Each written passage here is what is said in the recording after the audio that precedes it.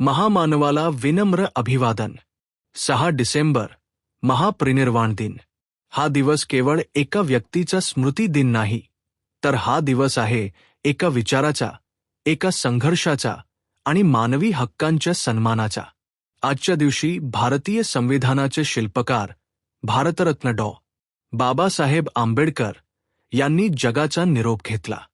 जरी ते देहाने आपल्यातून निघून गेले असले, तरी त्यांचे विचार आजही आपल्याला अंधारातून प्रकाशाकडे जाण्याची वाट दाखवत आहेत. शून्यातून विश्व निर्माण करणारे नेतृत्व डॉ. आंबेडकरांचे जीवन म्हणजे संघर्षाची एक गाथा आहे.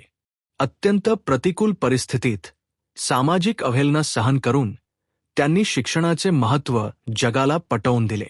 प्रज्ञा आणि करुणा यांचा सुरेख संगम त्यांच्या व्यक्तिमत्वात होता.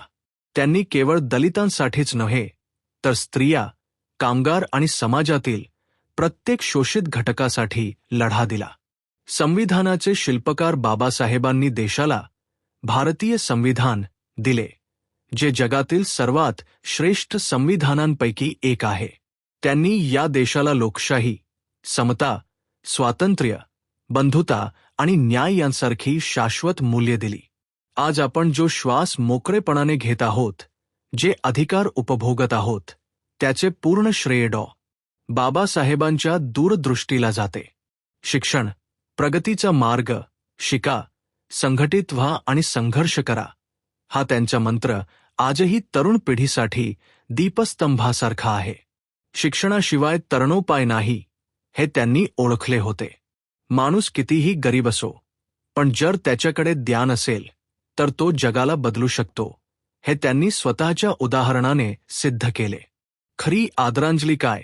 आज महापरिनिर्वाण दिनानिमित्त बाबासाहेबांच्या प्रतिमेला पुष्पहार अर्पण करणे हे आपले कर्तव्य आहेच, पण तीच खरी आदरांजली नाही.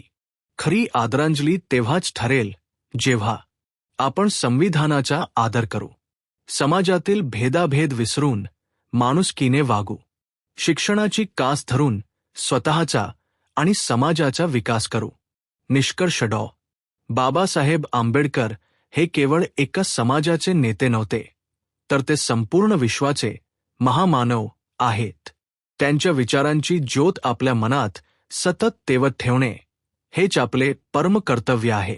अशा या महामानवाच्या स्मृतीस, त्यांच्या त्यागास आणि त्यांच्या अखाट बुद्धिमत्तेस कोटी कोटी प्रणाम. विनम्र अभिवादन. हवा वेगाने नव्हती, हवेपेक्षा त्याचा वेग होता. अन्यायाविरुद्ध लढण्याचा त्याचा इरादा नेक होता. असा रामजींचा लेख लाखात नाही, तर जगात एक होता.